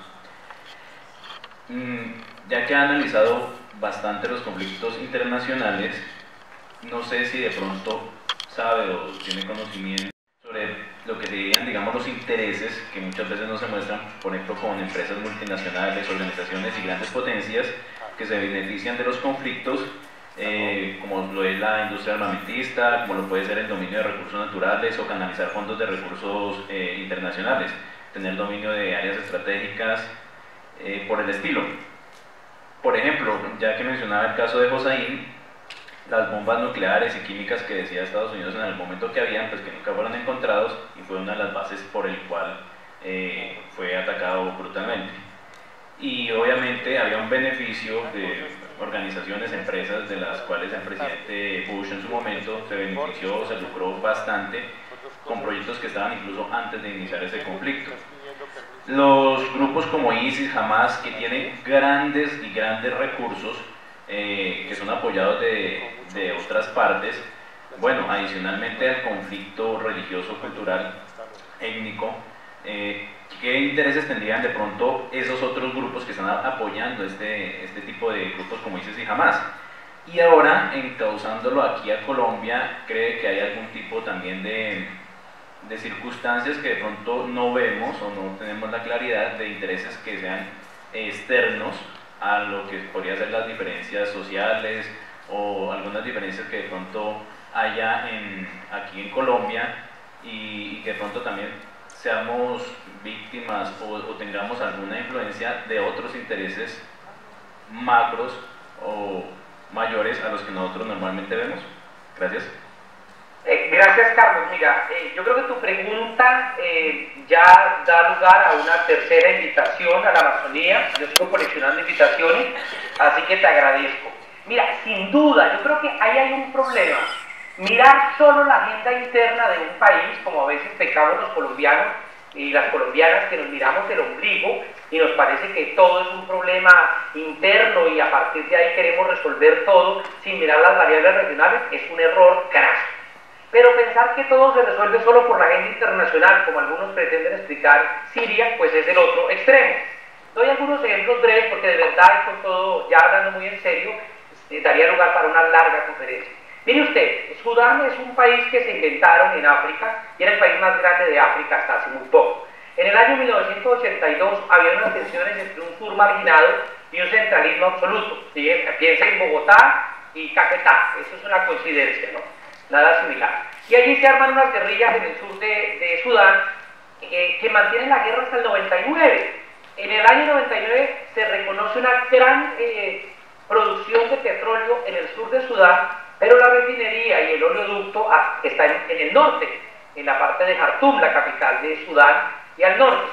Resulta que China tiene influencias y es Carlos China la que impone a los rebeldes y al gobierno que firmen un acuerdo de paz. Aquí se han hecho paces en el mundo porque al mercado le conviene, como también se han hecho guerras porque al mercado les conviene. Congo, por ejemplo. Ustedes revisan el mapa de Congo en lo que se llamó la Primera Guerra Mundial de África, y ustedes ven unas zonas donde hay 2 o 3 actores armados y uno piensa que se están dando bala. No. Ustedes militares saben perfectamente que hay zonas en este país donde el ejército llega hasta una quebrada y dice: yo de aquí no bajo o no subo, y la guerrilla dice: pues yo de aquí no paso. Punto. Esa cosa geográfica, pero piénselo ahora en una escala muchísimo mayor, con una agenda marcada en bienes y en recursos naturales. Entonces, zona petrolera, zona del oro, zona del coltán, esto lo maneja tal milicia, esto lo maneja tal ejército, y entonces eran zonas con fronteras donde no les interesaba avanzar, sino consolidar propuestas para quedarse con los recursos naturales. Lo que tú dices frente a Irak es cierto, nos inventaron tres grandes mentiras. Una, que Irak tenía vínculos con Al-Qaeda, de hecho Irak, Hussein y Al-Qaeda se odiaban. Segundo, que Hussein tenía que ver con el 11 de septiembre, lo que es una soberana mentira. Y tercero, que tenía armas de destrucción masiva. Como decía el periodista Robert Fisk, ¿ustedes creen que si Irak solo produjera zanahorias lo hubieran invadido? No, no lo invadieron por las zanahorias, lo invadieron por el petróleo. Y ahí, permítanme aclarar una cosa o mencionar una cosa que es bien importante. Independientemente de lo que piensen ustedes de Nicolás Maduro, que eso daría para otro debate, el problema es que la guerra que se está construyendo sobre Venezuela es brutal. Y usted es de la Fuerza Aérea y sabe perfectamente que antes de que caiga el gobierno de Venezuela va a sonar un bombazo en la 7ª con 100 en Bogotá.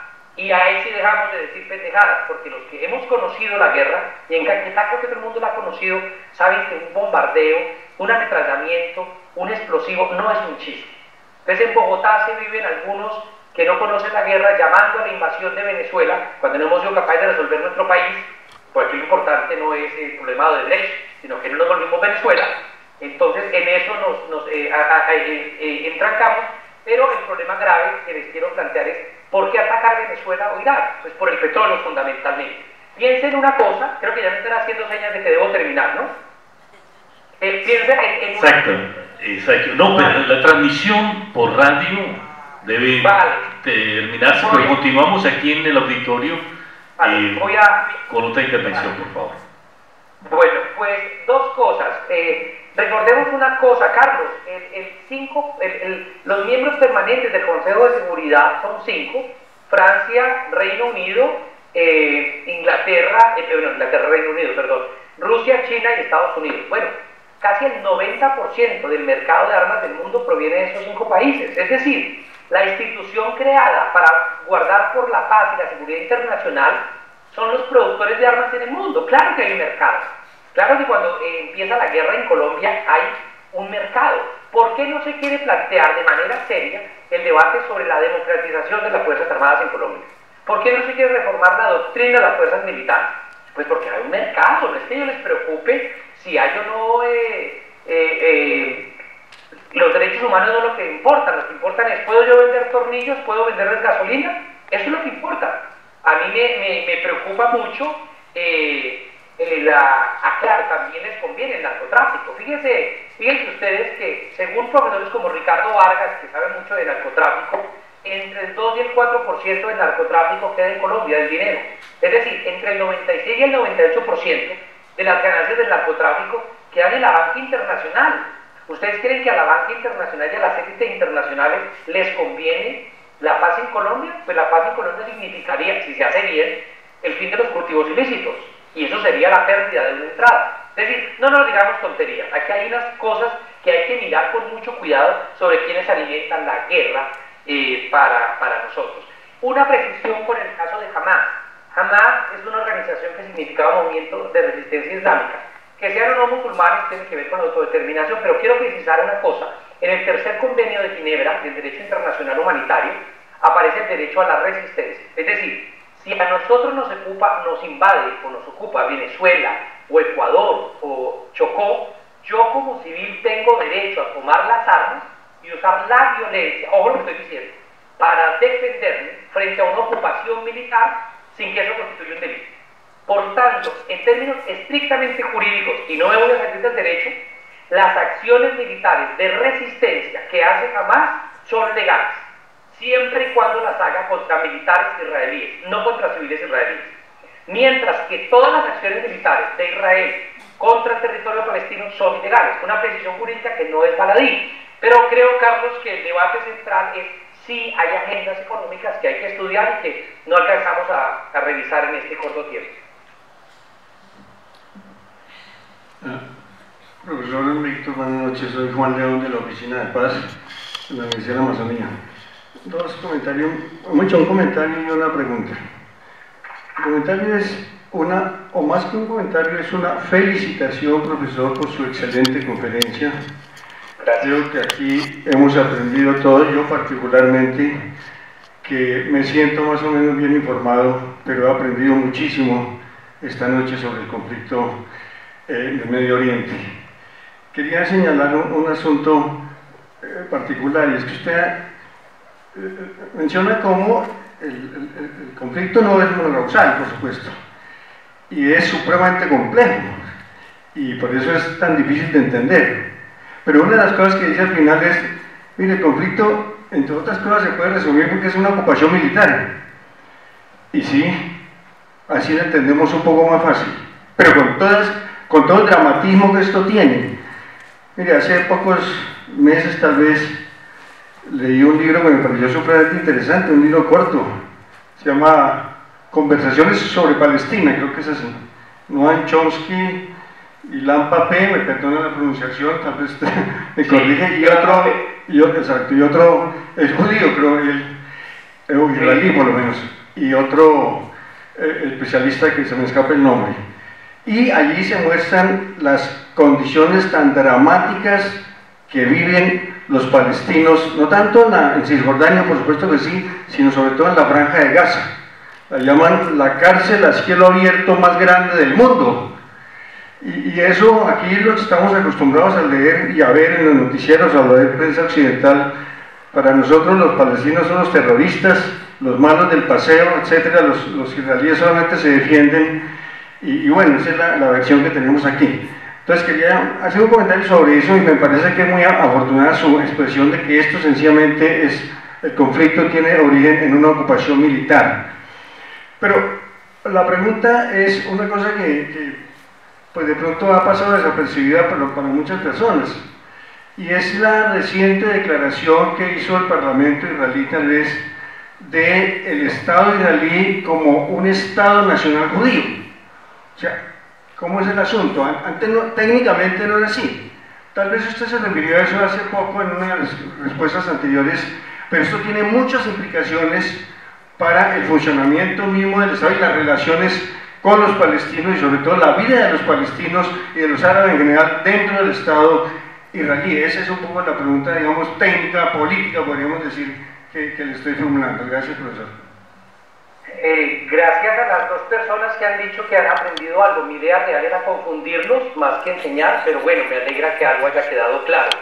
Efectivamente, Noam Chomsky, Ilan Pappé es judío. Es un judío muy interesante, me le tocó salir corriendo de la Universidad de Tel Aviv. Pero yo les invito a leer a Ilan Pappé, a Noam Chomsky. Noam Chomsky es judío, no lo dejaron entrar hace como un año que intentó entrar a Israel, pero hay uno especialmente que se llama Norman Finkelstein.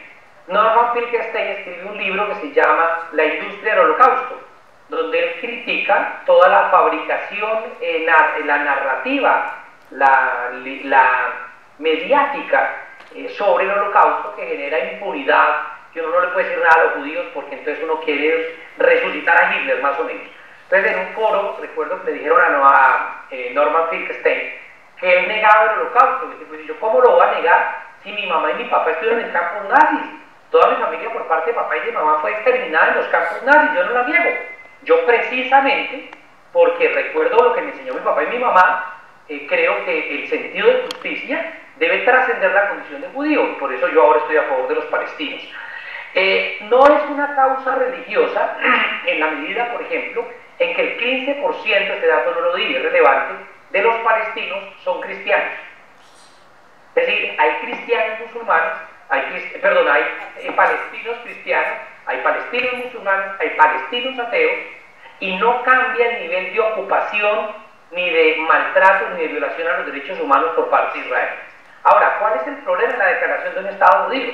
Un Estado judío implica un Estado donde ya no hay ciudadanía, sino hay creyentes.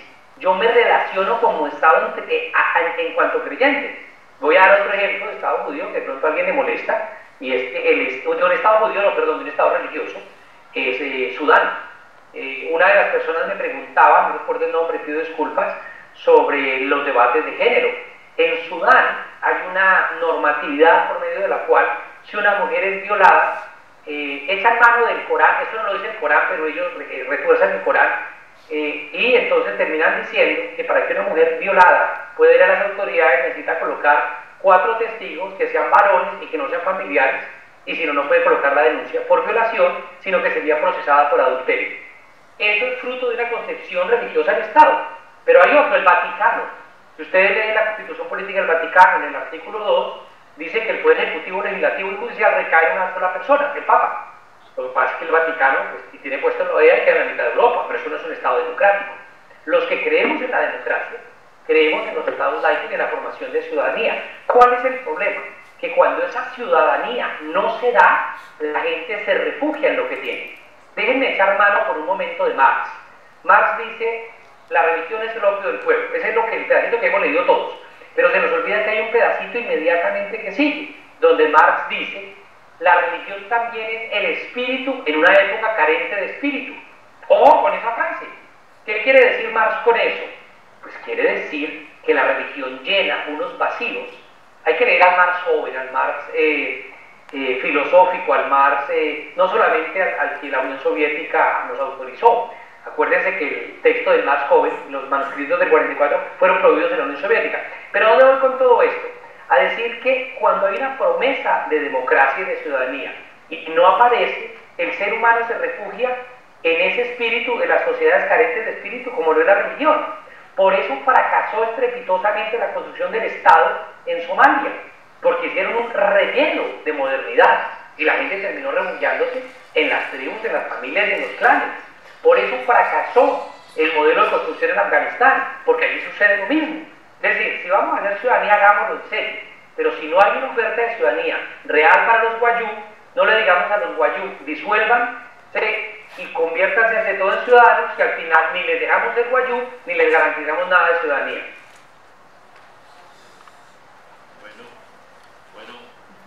Profesor de Correa Lugo, ha sido un remate de diplomado de excelente nivel.